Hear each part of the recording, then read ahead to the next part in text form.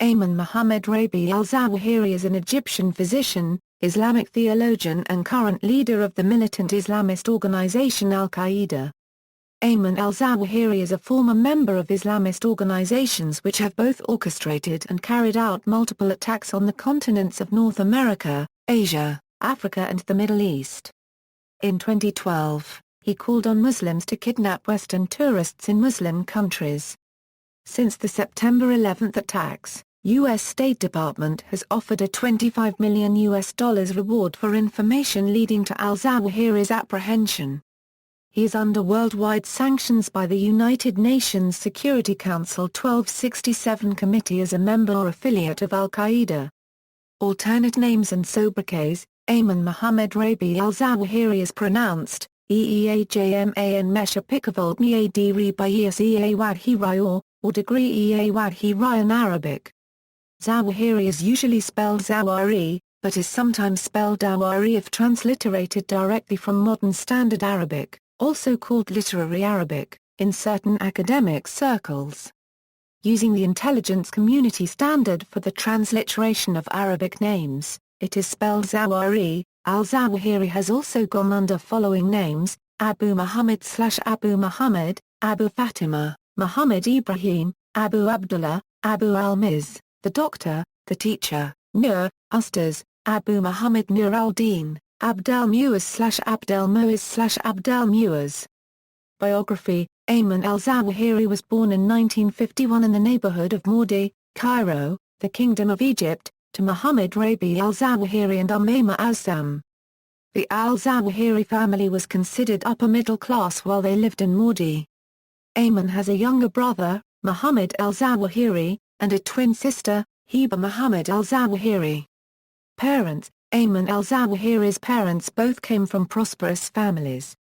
Ayman's father, Muḥammad Rabīʿ al-Zawahiri, came from a large family of doctors and scholars. Muḥammad Rabīʿ became a surgeon, and a medical professor at Cairo University. Ayman's mother, Umayma Azzam, came from a wealthy, politically active clan. Ayman has said that he has a deep affection for his mother. Her brother, Mahfouz Azzam, became a role model for Ayman as a teenager. Siblings: Ayman's sister, Hiba Muhammad al-Zawahiri, became a professor of medical oncology at the National Cancer Institute, Cairo University. She described her brother as silent and shy. Ayman's brother, Muhammad al-Zawahiri, was sent to the Balkans by his older brother in 1993. Ayman al-Zawahiri sent Muhammad to meet with Ali Izetbegović, commander of the 3rd Corps of the Army of the Republic of Bosnia and Herzegovina, along with senior staff officers attached and religious leaders, to check the Islamization of the Bosnian army and the funds received for the Mujahideen fighters in Bosnia. Muhammad was known as a logistics expert and is said to be the military commander of Islamic Jihad. Muhammad worked in Bosnia, Croatia, and Albania under the cover of being an international Islamic relief organization official. While hiding in the United Arab Emirates, he was arrested in 2000, then extradited to Egypt where he was sentenced to death. He was held in Toura prison in Cairo as a political detainee. Security officials said he was the head of the Special Action Committee of Islamic Jihad, which organized terrorist operations. However, after the Egyptian popular uprising in the spring of 2011, on March 17, 2011 he was released from prison by the Supreme Council of the Armed Forces, the interim government of Egypt.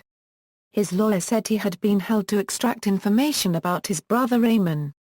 However, on March 20, 2011, he was rearrested. On August 17, 2013, Egyptian authorities arrested Muhammad al-Zawahiri at his home in Giza. Education: Ayman al-Zawahiri was reportedly a studious youth. Ayman excelled in school, loved poetry, and hated violent sports which he thought were inhumane. Al-Zawahiri graduated from Cairo University in 1974 with Jayyid Jiddan. Following that he served 3 years as a surgeon in the Egyptian army, after which he established a clinic near his parents in Maudi. In 1978, he also earned a master's degree in surgery. Ayman al-Zawahiri has also shown a radical understanding of Islamic theology and Islamic history. He speaks Arabic, English and French. Youth activism. Ayman al-Zawahiri participated in youth activism as a student. He became both quite pious and political, under the influence of his uncle Mahfouz Azzam, and lecturer Mustafa Kamal Wasfi. Sayyid Qutb preached that to restore Islam and free Muslims, a vanguard of true Muslims modeling itself after the original companions of the Prophet had to be developed. By the age of 14, al-Zawahiri had joined the Muslim Brotherhood. The following year the Egyptian government executed Qutb for conspiracy, and al-Zawahiri, along with 4 other secondary school students, helped form an underground cell devoted to overthrowing the government and establishing an Islamist state. It was at this early age that al-Zawahiri developed a mission in life, to put Qutb's vision into action. His cell eventually merged with others to form al-Jihad or Egyptian Islamic Jihad. Career. Ayman al-Zawahiri worked in the medical field as a surgeon. In 1985, al-Zawahiri went to Saudi Arabia on hold and stayed to practice medicine in Jeddah for a year. As a reportedly qualified surgeon, when his organization merged with bin Laden's al-Qaeda, he became bin Laden's personal advisor and physician. He had first met bin Laden in Jeddah in 1986. Red Crescent. In 1981, Ayman al-Zawahiri also traveled to Peshawar, Pakistan, where he worked in a Red Crescent hospital treating wounded refugees. There he became friends with the Canadian Ahmed Khadr, and the two shared a number of conversations about the need for Islamic government and the needs of the Afghan people. In 1993, al-Zawahiri traveled to the United States, where he addressed several California mosques under his Abdul pseudonym, relying on his credentials from the Kuwaiti Red Crescent to raise money for Afghan children who had been injured by Soviet landmines. He only raised $2,000. Marriage. Ayman al-Zawahiri has been married at least 4 times. His wives include Azza Ahmed Nawari and Umayma Hussain. In 1978, Ayman al-Zawahiri married Azza Ahmed Nawari, a student at Cairo University who was studying philosophy. Their wedding, at the Continental Hotel in Opera Square, was very conservative, with separate areas for both men and women, and no music, photographs, or light-hearted humor. Many years later, when the United States attacked Afghanistan following the September 11 attacks in 2001, Azza had no idea that Zawahiri had supposedly been a jihadi emir for the last decade. In June 2012, one of Zawahiri's 4 wives, Umayma Hussain, released a statement on the Internet congratulating the role played by Muslim women in the Arab Spring. Children. The couple has 4 daughters, Fatima, Umayma, Nabila and Khadija, and a son, Muhammad, who was a delicate, well-mannered boy, and the pet of his older sisters, subject to teasing and bullying in a traditional all-male environment, who preferred to stay at home and help his mother. 10 years after the birth of Muhammad, Azza gave birth to Esha, who had Down syndrome. In February 2004, Abu Zubaydah was waterboarded, and subsequently stated that Abu Turab al-Aduni had married one of al-Zawahiri's daughters. In the first half of 2005, another daughter was born, named Nawa. Death of family members. Ayman al-Zawahiri's wife Azza and 2 of his 6 children, Muhammad and Esha, were killed in an airstrike on Afghanistan by U.S. forces in late 2001, following the September 11 attacks on the U.S. After an American bombardment of a building at Gardez, Azza was pinned under debris of a guest house roof. Concerned for her modesty, she refused to be excavated, because men would see her face. Her 4-year-old daughter Esha had not been hurt by the bombing but died from exposure in the cold night while Afghan rescuers tried to save Azza. Zawahiri later wrote of his anger at the public reaction. This meant that they wanted my daughter, who was 2 at the time, and the daughters of other colleagues, to be orphans. Who cried or cared for our daughters? Militant activity, assassination plots. Egypt. In 1981, al-Zawahiri was one of hundreds arrested following the assassination of President Anwar Sadat. Initially, the plan was derailed when authorities were alerted to al-Jihad's plan by the arrest of an operative carrying crucial information. In February 1981, President Sadat ordered the roundup of more than 1,500 people, including many al-Jihad members, but missed a cell in the military led by Lieutenant Khalid Islam Bulai, who succeeded in assassinating Sadat during a military parade that October. His lawyer, Montasser al-Sayat, said that Zawahiri was tortured in prison. In his book, Al-Zawahiri as I Knew Him, al-Sayat maintains that under torture by the Egyptian police, following his arrest in connection with the murder of Sadat in 1981, al-Zawahiri revealed the hiding place of Essam al-Kamari, a key member of the Mahdi cell of al-Jihad, which led to al-Kamari's arrest and eventual execution. In 1993, al-Zawahiri and DIJ's connection with Iran may have been the use of suicide bombing in an attempt on the life of Egyptian Interior Minister Hassan al-Alfi, the man heading the effort to quash the campaign of Islamist killings in Egypt. It failed, as did an attempt to assassinate Egyptian Prime Minister Atef Sidki 3 months later. The bombing of Sidki's car injured 21 Egyptians and killed a young schoolgirl, Shama Abdel Halim. It followed 2 years of killings by another Islamist group, Al-Jama'ah al-Islamiyya, that had killed over 200 people. Her funeral became a public spectacle, with her coffin carried through the streets of Cairo and crowds shouting, "Terrorism is the enemy of God." The police arrested 280 more of al-Jihad's members, and executed 6. Pakistan. The 1995 attack on the Egyptian embassy in Islamabad, Pakistan was the Egyptian Islamic Jihad's first success under Zawahiri's leadership, but bin Laden had disapproved of the operation. The bombing alienated Pakistan, which was the best route into Afghanistan. In July 2007, al-Zawahiri supplied direction for the Lal Masjid siege, code-name Operation Silence. This was the first time to be confirmed that al-Zawahiri was taking militant steps against the Pakistan government, and guiding Islamic militants against the state of Pakistan. The Pakistan Army troops and Special Service Group taking control of the Red Mosque in Islamabad found letters from al-Zawahiri directing Islamic militants Abdul Rashid Ghazi and Abdul Aziz Ghazi, who ran the mosque and adjacent madrasa. This conflict resulted in 100 deaths. On December 27, 2007, al-Zawahiri was also implicated in the assassination of former Pakistani Prime Minister Benazir Bhutto. Sudan. In 1994, the sons of Ahmad Salama Mabruk and Muhammad Sharif were executed under al-Zawahiri's leadership for betraying Egyptian Islamic Jihad. The militants were ordered to leave the Sudan. United States. The 1998 U.S. Embassy bombings were a series of attacks that occurred on August 7, 1998, in which hundreds of people were killed in simultaneous truck bomb explosions at the United States embassies in the major East African cities of Dar es Salaam, Tanzania and Nairobi, Kenya. The attacks brought Osama bin Laden and Ayman al-Zawahiri to international attention. In 2000, the USS Cole bombing encouraged several members to depart. Mohammed Atef went to escape Kandahar, Zawahiri to Kabul, and bin Laden fled to Kabul, later joining Atef when he realized no American reprisal attacks were forthcoming.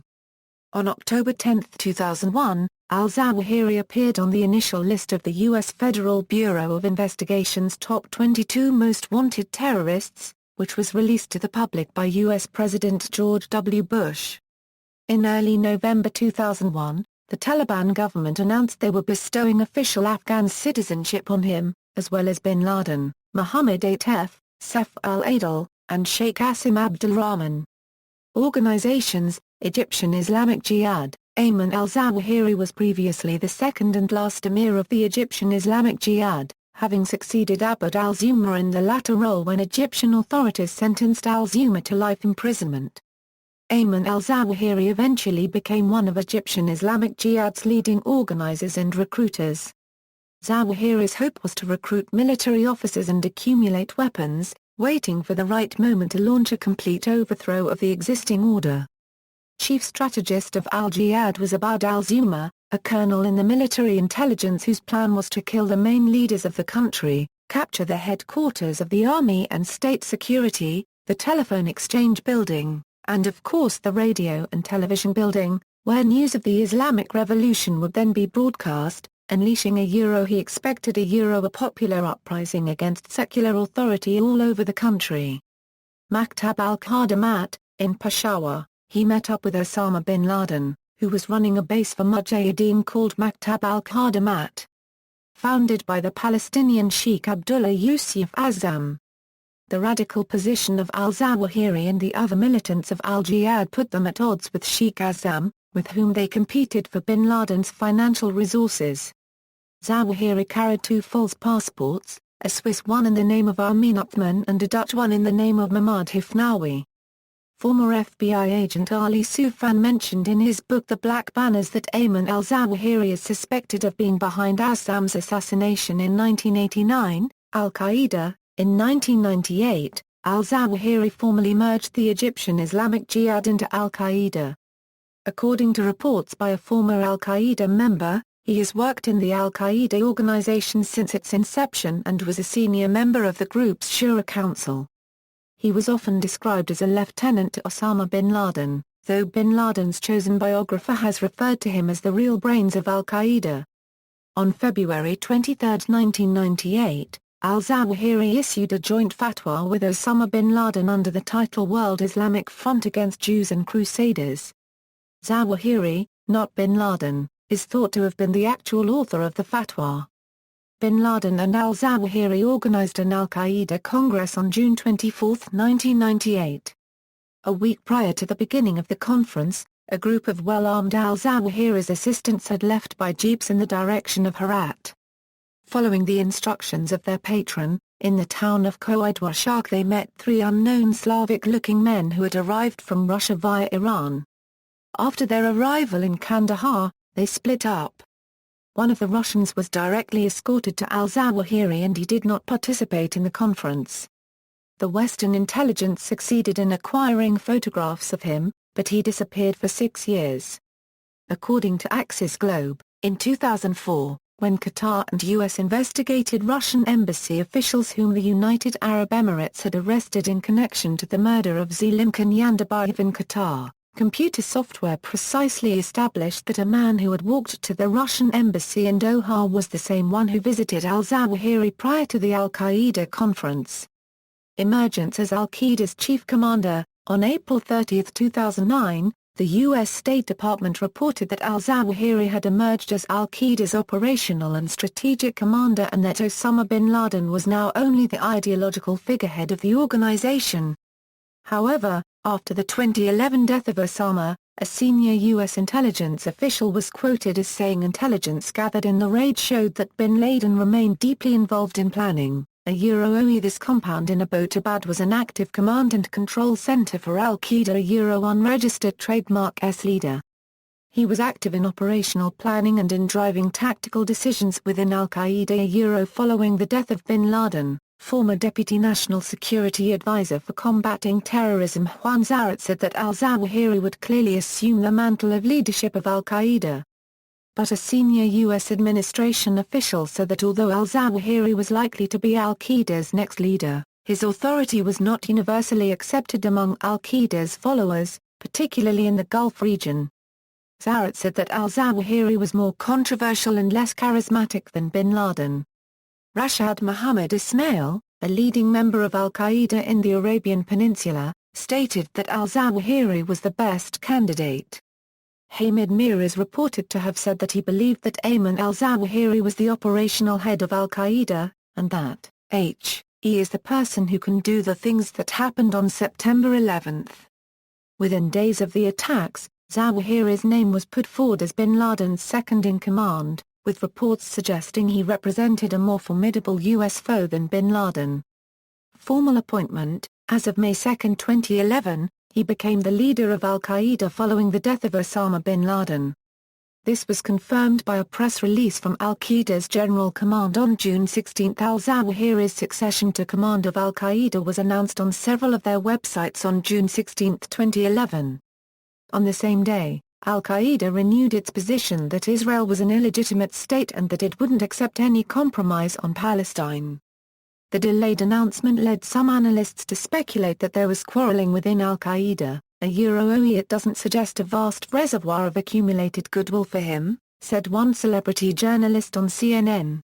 Both U.S. Secretary of Defense Robert Gates and Chairman of the Joint Chiefs of Staff Mike Mullen maintain that the delay didn't signal any kind of dispute within al-Qaeda, and Mullen reiterated U.S. death threats toward al-Zawahiri. According to U.S. officials within the Obama administration and Robert Gates, al-Zawahiri would find the leadership difficult as, while intelligent, he lacks combat experience and the charisma of Osama bin Laden. Imprisonment, Egypt. Al-Zawahiri was convicted of dealing in weapons and received a 3-year sentence, which he completed in 1984, shortly after his conviction. Russia. At some point in 1994, al-Zawahiri was said to have become a phantom, but is thought to have traveled widely to Switzerland and Sarajevo. A fake passport he was using shows that he traveled to Malaysia, Taiwan, Singapore, and Hong Kong. On December 1, 1996, Ahmad Salama Mabrouk and Mahmoud Hisham al-Hanawi both carrying false passports accompanied al-Zawahiri on a trip to Chechnya, where they hoped to re-establish the faltering al-Jihad.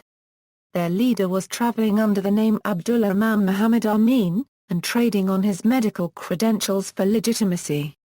The group switched vehicles 3 times, but were arrested within hours of entering Russian territory and spent 5 months in a Makhachkala prison awaiting trial.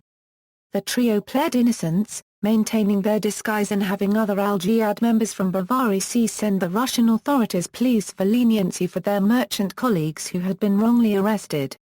And Russian Member of Parliament Nadir Kekiliev echoed the pleas for their speedy release as al-Jihad members Ibrahim Idris and Awat Saleh Shahata travelled to Jestan to plead for their release. Shahata received permission to visit the prisoners, and is believed to have smuggled them $3,000 which was later confiscated from their cell, and to have given them a letter which the Russians didn't bother to translate. In April 1997, the trio was sentenced to 6 months, and was subsequently released a month later and ran off without paying their court-appointed attorney Abulkhalik Abdusalam of his $1,800 legal fee citing their poverty. Shahata was sent on to Chechnya, where he met with Ibn Khattab. Leaving Egypt, during this time, al-Zawahiri also began reconstituting the Egyptian Islamic Jihad along with other exiled militants. The group had very loose ties to their nominal imprisoned leader, Abd al-Zuma. In Peshawar, al-Zawahiri is thought to have become radicalized by other al-Jihad members, abandoning his old strategy of a swift coup d'état copyright act to change society from above, and embracing the idea of takfir. In 1991, EIJ broke with al-Zuma, and al-Zawahiri grabbed the reins of power to become EIJ leader. Activities in the Islamic Republic of Iran. Zawahiri has allegedly worked with the Islamic Republic of Iran on behalf of al-Qaeda. Lawrence Wright reports that EIJ operative Ali Muhammad told the FBI that al-Jihad had planned a coup in Egypt in 1990. Zawahiri had studied the 1979 Islamist Islamic Revolution and sought training from the Iranians as to how to duplicate their feat against the Egyptian government. He offered Iran information about an Egyptian government plan to storm several islands in the Persian Gulf that both Iran and the United Arab Emirates lay claim to. According to Muhammad, in return for this information, the Iranian government paid Zawahiri $2 million and helped train members of al-Jihad in a coup attempt that never actually took place. However, in public Zawahiri has harshly denounced the Iranian government. In December 2007 he said, "We discovered Iran collaborating with America in its invasions of Afghanistan and Iraq." In the same video messages, he moreover chides Iran for repeating the ridiculous joke that says that al-Qaeda and the Taliban are agents of America, before playing a video clip in which Ayatollah Rafsanjani says, "In Afghanistan, they were present in Afghanistan, because of al-Qaeda and the Taliban, who created the Taliban. America is the one who created the Taliban, and America's friends in the region are the ones who financed and armed the Taliban." Zawahiri's criticism of Iran's government continues when he states, "Despite Iran's repetition of the slogan 'Death to America, Death to Israel,' we haven't heard even one fatwa from one Shiite authority, whether in Iran or elsewhere, calling for jihad against the Americans in Iraq and Afghanistan." Zawahiri has dismissed that there is any cooperation between Iran and al-Qaeda against their common enemy, to wit, the United States. He also said that Iran stabbed a knife into the back of the Islamic nation. In April 2008, Zawahiri blamed Iranian state media and al-Manna for perpetuating the lie that there are no heroes among the Sunnis who can hurt America as no one else did in history in order to discredit the al-Qaeda network. Zawahiri was referring to some 9/11 conspiracy theories according to which al-Qaeda was not responsible for the 9/11 attacks. On the 7th anniversary of the attacks of September 11, 2001, Zawahiri released a 90-minute tape in which he blasted the Guardian of Muslims in Tehran for recognizing the two hireling governments in Iraq and Afghanistan. Activities in Russia. There have been doubts as to the true nature of al-Zawahiri's encounter with the Russians in 1996. Jamestown Foundation scholar Evgeny Novikov has argued that it seems unlikely that the Russians would not have been able to determine who he was, given their well-trained Arabists and the obviously suspicious act of Muslims crossing illegally a border with multiple false identities and encrypted documents in Arabic.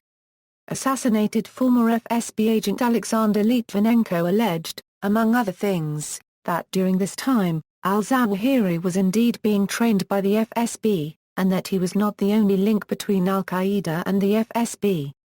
Former KGB officer and writer Konstantin Preobrazhensky supported Litvinenko's claim and said that Litvinenko was responsible for securing the secrecy of al-Zawahiri's arrival in Russia, who was trained by FSB instructors in Jestan, Northern Caucasus, in 1996–1997. Activities in Egypt. While there Zawahiri learned of a non-violence initiative being organized in Egypt to end the terror campaign that had killed hundreds and resulting government crackdown that had imprisoned thousands. Zawahiri angrily opposed the surrender in letters to the London newspaper al-Sharq al-Awsat. Together with members of al-Jama'a al-Islamiyya, he helped organize a massive attack on tourists at the Temple of Hatshepsut to sabotage the initiative by provoking the government into repression. The attack by 6 men dressed in police uniforms succeeded in machine gunning and hacking to death 58 foreign tourists and 4 Egyptians, including a 5-year-old British child and 4 Japanese couples on their honeymoons, and devastated the Egyptian tourist industry for a number of years. Nonetheless, the Egyptian reaction was not what Zawahiri had hoped for. The attack so stunned and angered Egyptian society that Islamists denied responsibility. Zawahiri blamed the police for the killing, but also held the tourists responsible for their own deaths for coming to Egypt. The people of Egypt consider the presence of these foreign tourists to be aggression against Muslims and Egypt. The young men are saying that this is our country and not a place for frolicking and enjoyment, especially for you. The massacre was so unpopular that no terror attacks occurred in Egypt for several years thereafter. Zawahiri was sentenced to death in absentia in 1999 by an Egyptian military tribunal. Activities and whereabouts after the September 11 attacks. In December 2001, al-Zawahiri published the book Knights Under the Prophet's Banner outlining al-Qaeda's ideology. English translations of this book were published. Excerpts are available online. Following the U.S. invasion of Afghanistan, al-Zawahiri's whereabouts are unknown, but he is generally thought to be in tribal Pakistan. Although he releases videos of himself frequently, al-Zawahiri did not appear alongside bin Laden in any of them after 2003. In 2003, it was rumored that he was under arrest in Iran, although this turned out to be false. In 2004, the Pakistan Army launched an aggressive operation in Wana, Pakistan. Reports began to surface that he was trapped in the center of the conflict by the army. However, after weeks of fighting, the army captured the area. It was later revealed that he either escaped or was never among the fighters. As the conflict spread into the tribal areas of western Pakistan, Ayman al-Zawahiri became a prime target of the ISI's Directorate for Joint Counterintelligence Bureau. However, despite a series of operations, they were unable to capture him. In June 2013, al-Zawahiri arbitrated against the merger of the Islamic State of Iraq with the Syrian-based Jabhat al-Nusra into Islamic State of Iraq, and the Levant as was declared in April by Abu Bakr al-Baghdadi. Affiliations: Muslim Brotherhood at age 14, last Emir of Egyptian Islamic Jihad, Cairo University alumni, Taliban, Red Crescent Movement, Views, Loyalty and Enmity. In a lengthy treatise titled Loyalty and Enmity, Zawahiri argues that Muslims must at all times be loyal to Islam and to one another, while hating or at least being clean from everything and everyone outside of Islam. Female combatants. Zawahiri has said in an interview that the group does not have women combatants and that a woman's role is limited to caring for the homes and children of al-Qaeda fighters. This resulted in a debate regarding the role of Mujahid women like Sajida Mubarak Atras al-Rishawi. Promotional activities. Zawahiri places supreme importance on winning public support, and castigated Abu Musab al-Zarqawi in this regard. In the absence of this popular support, the Islamic Mujahid movement would be crushed in the shadows. Video and audio messages. May 2003, tape was broadcast by Al Jazeera and included the directives raising the floor out from under their feta. The political and corporate interests of the United States and Norway, which caused a global lockdown and extensive confusion for Norway. Early September 2003, a video showing al-Zawahiri and bin Laden walking together, as well as an audio tape, is released to the Al Jazeera network. September 9, 2004, another video is released announcing more assaults. August 4, 2005, al-Zawahiri issues a televised statement blaming Tony Blair and his government's foreign policy for the July 2005 London bombings. September 1, 2005, Al Jazeera broadcasts a video message from Mohammed Siddiq Khan, one of bombers of the London Metro. His message is followed by another message from al-Zawahiri, blaming again Tony Blair for the bombings. September 19, 2005, al-Zawahiri claims responsibility for the London bombings and dismisses U.S. efforts in Afghanistan. December 7, 2005, the full 40-minute interview from September is posted on the Internet with previously unseen video footage. See below for links. April 3, 2008, al-Zawahiri said that al-Qaeda doesn't kill innocents and that its former leader Osama bin Laden is healthy. The questions asked his views about Egypt and Iraq, as well as Hamas. April 22, 2008, an audio interview in which, among other subjects, al-Zawahiri attacks the Shiite Iran and Hezbollah for blaming the 9/11 attacks on Israel, and thus discrediting al-Qaeda. On the 7th anniversary of the attacks of September 11, 2001, al-Zawahiri released a 90-minute tape, in which he blasted the guardian of Muslims in Tehran for the two hireling governments in Iraq and Afghanistan. January 7, 2009, an audio message released, where al-Zawahiri vows revenge for Israel's air and ground assault on Gaza and calls the Jewish state's actions against Hamas militants a gift from U.S. President-elect Barack Obama for the recent uprising conflict in Gaza. June 2, 2009, audio messages claiming that Barack Obama is not welcome in Egypt. July 15, 2009, al-Zawahiri urges Pakistanis to support the Taliban. October 4, 2009, the New York Times reported that al-Zawahiri had asserted that Libya had tortured Ibn al-Sheikh al-Libi to death. Al-Libi was a key source the George W. Bush presidency had claimed established that Iraq had provided training to al-Qaeda in Iraq's weapons of mass destruction. December 14, 2009, in an audio recording released on December 14, 2009, al-Zawahiri renewed calls to establish an Islamic State in Israel and urged his followers to oesek jihad against Jews and their supporters. He also called for jihad against America and the West, and labeled Egyptian President Hosni Mubarak, King Abdullah II of Jordan, and King Abdullah bin Abdulaziz of Saudi Arabia as the brothers of Satana. June 8, 2011, al-Zawahiri released his first video since the death of Osama bin Laden, praising bin Laden and warning the U.S. of reprisal attacks, but without staking a claim on the leadership of al-Qaeda. Online Q&A. In mid-December 2007, al-Zawahiri's spokespeople announced plans for an open interview on a handful of Islamic websites. The administrators of 4 known jihadist websites have been authorized to collect and forward questions, unedited, they pledge, and regardless of whether they are in support of or are against al-Qaeda, which would be forwarded to al-Zawahiri on January 16. Al-Zawahiri responded to the questions later in 2008. Among the things he said were that al-Qaeda didn't kill innocents, and that al-Qaeda would move to target Israel after expelling the occupier from Iraq. Publications: Knights Under the Prophet's Banner, co-author of Fatwa of Osama bin Laden, World Islamic Front Statement, pursued by the United States. In 1998, Ayman al-Zawahiri was listed as under indictment in the United States for his role in the 1998 U.S. Embassy bombings in Dar es Salaam, Tanzania, and Nairobi, Kenya. On January 13, 2006, the Central Intelligence Agency, aided by Pakistan's ISI, launched an airstrike on Damadullah, a Pakistani village near the Afghan border where they believed al-Zawahiri was located. The airstrike was supposed to kill al-Zawahiri, and this was reported in international news over the following days. Many victims of the airstrike were buried without being identified. Anonymous U.S. government officials claimed that some terrorists were killed, and the Barao tribal area government confirmed that at least 4 terrorists were among the dead.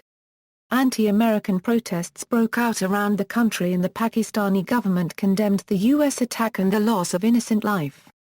On January 30, a new video was released showing al-Zawahiri unhurt. The video discussed the airstrike, but did not reveal if al-Zawahiri was present in the village at the time. On August 1, 2008, CBS News reported that it had obtained a copy of an intercepted letter dated July 29, 2008, from unnamed sources in Pakistan, which urgently requested a doctor to treat al-Zawahiri. The letter indicated that al-Zawahiri was critically injured in a U.S. missile strike at Aż-Ẓawāhirī village in South Waziristan on July 28 that also reportedly killed al-Qaeda explosives expert Abu Kabab al-Masri. Taliban Mahsub spokesman Maulvi Umar told the Associated Press on August 2, 2008, that the report of al-Zawahiri's injury was false. In early September 2008, Pakistan Army claimed that they almost captured al-Zawahiri after getting information that he and his wife were in the Mamand Agency, in northwest Pakistan. After raiding the area, officials didn't find him. Presently, the Rewards for Justice program of the U.S. Department of State is offering a reward of up to $25 million for information about his location. Pursued by Egypt, for their leading role in anti-Egyptian government attacks in the 1990s, al-Zawahiri and his brother Muhammad al-Zawahiri were sentenced to death in the 1999 Egyptian case of the returnees from Albania.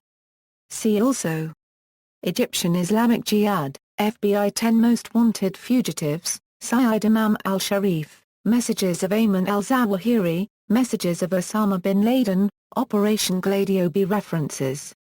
Bibliography: Kippel, Gillis, and Jean-Pierre Milili, Al-Qaeda in Its Own Words, Harvard University Press, Cambridge and London, ISBN 978-0-674-02804-3.